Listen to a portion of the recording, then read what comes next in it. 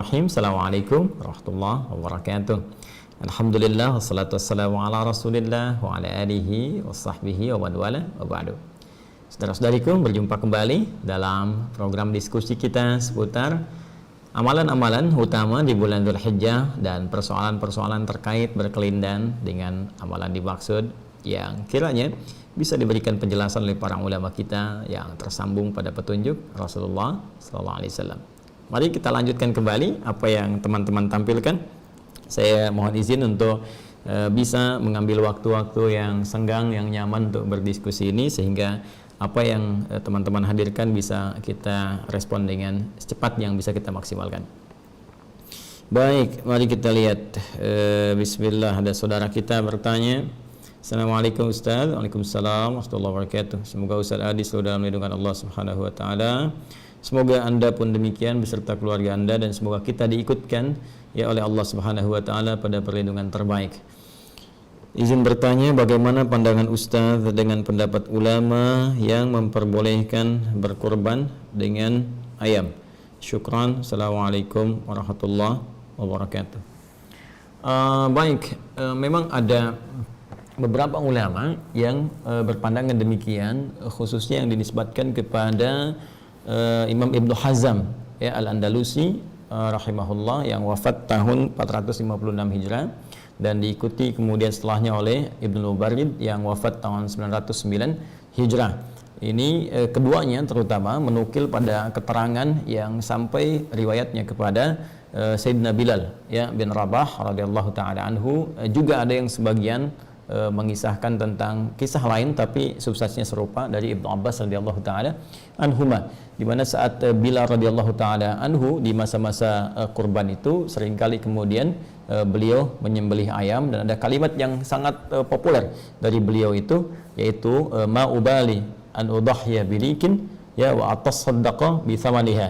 Saya sungguhnya tidak peduli dengan apa yang orang-orang sajikan, saya bisa menyembelih ayam dan saya bisa bersedekah ya kemudian dengan hasil dari penyembelihan itu ya kepada anak-anak yatim ya, ila yatimin, kemudian wa ila dan juga kepada mughabbarin ya, orang-orang yang fakir. Ya, mughabbar itu ada ghabar, itu ada debu ya di wajahnya. Biasanya kalau orang suka sudah banyak berperjalanan ya, ada hadis Nabi yang populer tentang orang yang berperjalanan jauh kemudian dia mengangkat tangan berdoa ya, thumma yutilus safar thumma dzakara rajula, menyebutkan kisah seorang petualang lelaki yang ingin mencari permohonan kepada Allah Subhanahu wa taala agar doanya dikabulkan ya, yutilus safar ash'atha aghbara, dia menempuh perjalanan panjang sampai keadaannya begitu tampilannya lecak gitu, pakaian aghbara dan kena debu gitu ya, sudah banyak debunya. Nah, ini sebagian orang-orang berdebu itu kata kiasan menunjuk kepada orang-orang yang satu lelah dalam perjalanan, yang kedua menunjuk kepada orang-orang yang fakir yang juga sedang dalam keadaan kesulitan. Nah, jadi Sayyidina Bilal radhiyallahu taala anhu, beliau suka menyembelih ayam di waktu-waktu orang berkurban dengan binatang-binatang ternak ya, seperti kambing, domba kan, kalau kita sapi, kerbau, atau di masa-masa itu juga banyak menggunakan unta ya, lalu hasilnya beliau sedekahkan kepada golongan-golongan tadi. Kata beliau, aku lebih suka melakukan seperti ini dibandingkan dengan aku menyembelih seperti mereka. Nah, ini teman-teman sekalian, riwayat ini sampai terhubung kepada Sayyidina Bilal radhiyallahu taala anhu dari Imran bin Muslim gitu kan, dan kita tarik kemudian sampai kepada kita, dan tadi disampaikan oleh Ibnu Hazm Al-Andalusi rahimahullah dan juga Ibnu Mubarrid. Nah, persoalannya adalah apakah memang yang dimaksud ini adalah kurban dalam pengertian kurban seperti yang disyariatkan oleh Al-Quran dan dicontohkan oleh Nabi SAW, atau kondisi yang berbeda ya, kondisi yang tidak sama dengan kurban namun dipahami sebagai sama-sama amal soleh. Yang dalam konteks ini cara memahaminya adalah sebagai berikut. Perhatikan baik-baik.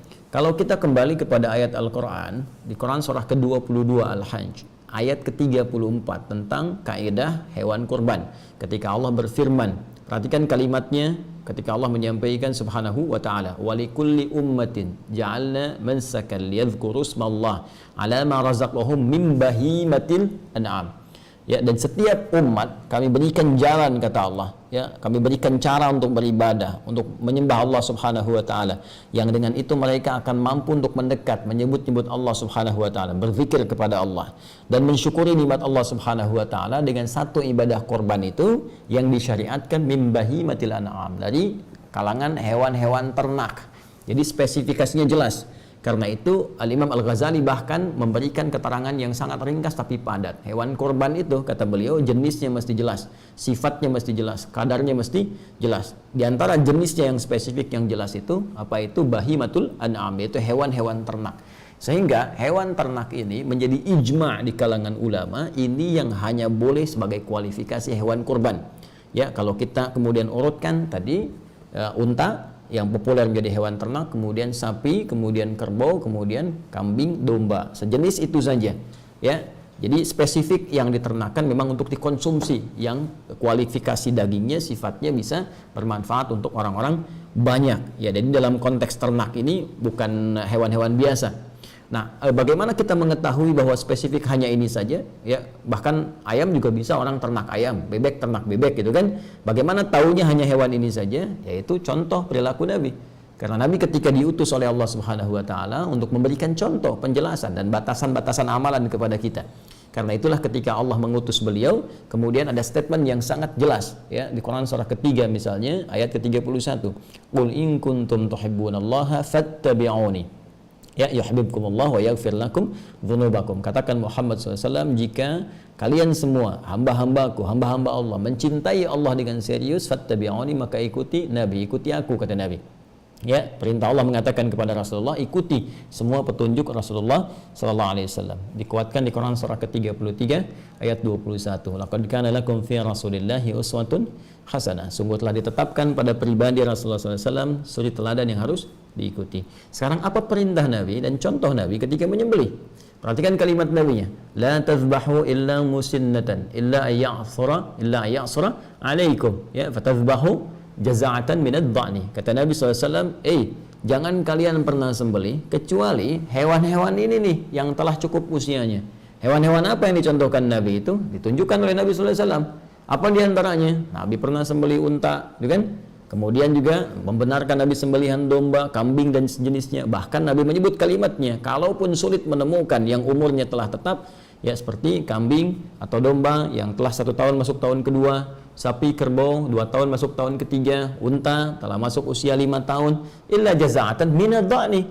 Ya, kalau kalian kesulitan menemukan yang berumur ini, maka nggak apa-apalah, kata Nabi itu yang di bawah itu, ya dari kalangan apa? Disebutkan langsung seperti kambing, ya. Baik, atau domba dan sejenisnya. Nah, jadi ini menunjukkan bahwa kurban yang dimaksud terbatas pada hewan ternak tertentu dan tidak di luar konteks yang ini. Adapun kebiasaan Sayyidina Bilal radhiyallahu taala anhu, beliau sahabat Nabi, tapi juga dilihat kualifikasi sahabat Nabi kan macam-macam. Ya. Contohnya apa? Contohnya dari segi harta benda misalnya. Hartanya Utsman kan luar biasa banyak. Abdurrahman bin Auf luar biasa banyak. Umar sangat lebih daripada cukup. Abu Bakar juga demikian. Karena itu mudah bagi mereka untuk berkorban menggunakan unta sekalipun. Ya, cuma Bilal kan radhiyallahu taala anhu punya keterbatasan dalam harta. Karena itu aktivitasnya lebih terkonsentrasi ke masjid. Ya kan? Karena keterbatasan ini beliau ingin seperti yang lain korban, ya, menggunakan hewan-hewan ternak. Cuma mampunya pakai ayam, ya. Karena itu beliau ingin memberikan contoh teladan pada kita semua. Walaupun kita nggak bisa berkorban seperti yang lain-lain itu, minimal kita ambil spiritnya untuk berbagi, berikhtiar untuk mendapatkan ridha Allah Subhanahu wa taala. Walaupun nggak masuk kualifikasi kurban seperti yang lain-lainnya itu, minimal kita punya niat untuk berbagi. Nah, sifat berbagi itulah yang dicontohkan oleh Sayyidina Bilal dengan menyembelih ayam dan dibagikan. Sehingga beliau memberikan sebuah kalimat yang seperti satir gitu ya, sindirannya sangat dalam, ya, daripada orang-orang kemudian berkorban dengan yang besar-besar tapi caranya keliru atau ada niat yang salah atau nggak benar, ya, hasil korupsi dipakai untuk korban, gitu kan, hasil nipu dipakai untuk korban, ya, atau berkorban dengan cara yang tidak ikhlas. Akan lebih mulia seperti ini, menyembelih yang kecil-kecil tapi kemudian dibagikan dengan cara yang ikhlas. Tapi cara berpikirnya pun mesti benar. Kalau bisa berkorban dengan cara yang lebih bagus, niatnya ikhlas, maka ini lebih baik. Ya, dan kalaupun belum punya kemampuan, maka tirulah sahabat Bilal bin Rabah radhiyallahu taala anhu yang berusaha kemudian menabung walaupun dapatnya ayam untuk berbagi. Maka Anda bisa tiru sekarang. Saya nggak bisa beli kambing nih, tapi mungkin uangnya cukup untuk sedekah. Ya, uangnya cukup untuk beli ayam, berikan kepada yang kesulitan. Uangnya cukup untuk beli sembakonya, berikan pada yang kesulitan. Itu spirit yang ingin diajarkan. Dan itu pula yang dicontohkan sahabat Ibnu Abbas radhiyallahu taala anhuma, dan beliau waktu itu masih kecil. Ya, belum dewasa. Karena masih kecil, nah itu semangat beramal juga tinggi. Tapi kan Anda tahu, ya, kalau yang anak-anak itu walaupun beliau ada kematangan ya dari segi pemikiran, fikih dan sebagainya, tetap dalam konteks ini ada riwayat-riwayat menunjukkan ada kebiasaan tuh sering beliau meminta asistennya untuk beli daging ya sebanyak 2 dirham, 2 dirham, 2 dirham, ya kan? Atau hewan kemudian disembelih sampai dikatakan kalau mau korban khusus nanti di saat Yaumun Nahri, hari-hari kurban ya, tanggal 10, 11, 12 sampai dengan 13 hari tasyriknya. Nah, karena kebiasaan itu telah terbiasa, maka beliau seringkali beli daging dibagikan pada hari-hari itu ya, dengan kemampuan beliau untuk membeli. Ini diikuti oleh guru-guru sekarang untuk melatih anak-anak sekolah ya, anak-anak di SD, anak-anak di SMP misalnya yang belum masuk ya, juga anak-anak TK, mereka sering iuran. Nanti iurannya apa? Beli daging, beli ayam, ada yang nyampe ke kambing untuk latihan berkurban, latihan berbagi.